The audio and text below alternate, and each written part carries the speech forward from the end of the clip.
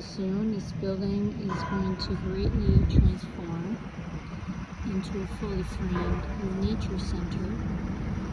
And we're so grateful to our donors who have been so supportive to actually get us to this point of still framing and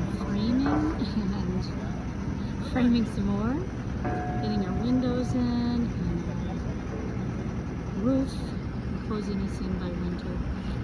It's very exciting, so thrilled.